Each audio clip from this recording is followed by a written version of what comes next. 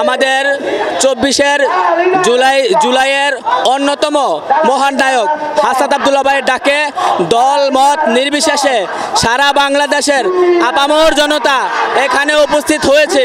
আপনারা দেখেছেন গতকালকে আমাদের এখানে হাজার হাজার আপামর জনতা আওয়ামী লীগ নিষিদ্ধের দাবিতে স্লোগানে এই শাহবাগ ব্লকেট করেছে এবং আমাদের এই ব্লকেট কর্মসূচি এখন পর্যন্ত বহাল আছে।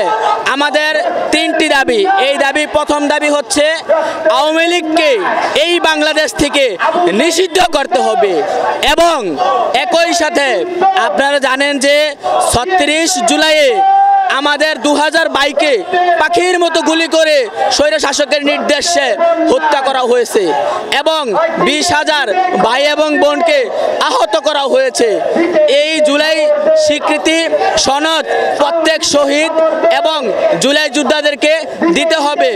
আমাদের আরেকটি দাবি হচ্ছে স্বৈর শাসক আওয়ামী লীগের প্রত্যেকটি দোষরকে প্রকাশ্যে ফাঁসির কাছে ঝুলাতে হবে। এই দাবি আদায় না হওয়া পর্যন্ত আমাদের এই সংগ্রাম কারণ হচ্ছে এই সিস্টেমটা দূর করেছি, কিন্তু আওয়ামী লীগকে নিষিদ্ধ করতে পারি না। এখনো আমরা আওয়ামী লীগকে নিষিদ্ধ করার জন্য এই জায়গায় আজকে অবস্থান করেছি। আমরা 3 দিন যাবত এই জায়গায় অবস্থান করছি। আমরা এই রাজপথে নেমেছি। এই আওয়ামী লীগকে নিষিদ্ধ করা না পর্যন্ত আমরা এই রাজপথ থেকে আমরা হটবো না ইনশাল্লাহ।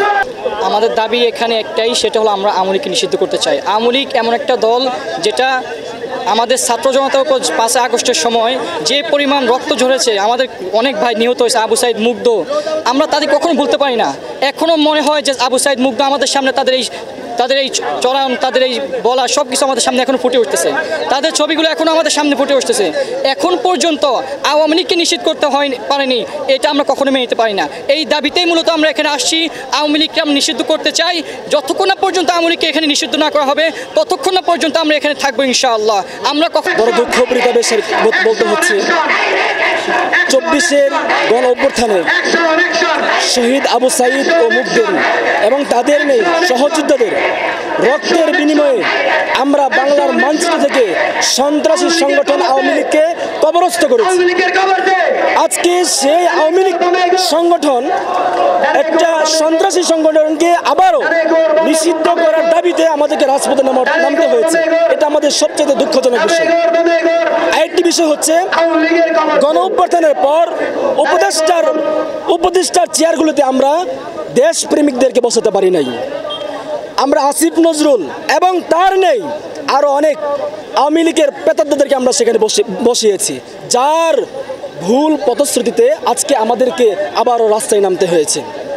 স্পষ্ট ভাষায় বলে দিচ্ছি, যতক্ষণ পর্যন্ত না ছাত্র জনতা পুরো দেশের জনতাদের মনের হৃদয়ের আকাঙ্ক্ষাকে যতক্ষণ পর্যন্ত না তারা মেনে নিয়ে অস্থিতিশীল দেশটাকে স্থিতিশীল করবে ততক্ষণ পর্যন্ত আমরা রাজপথ ছাড়ব না ইনশাআল্লাহ।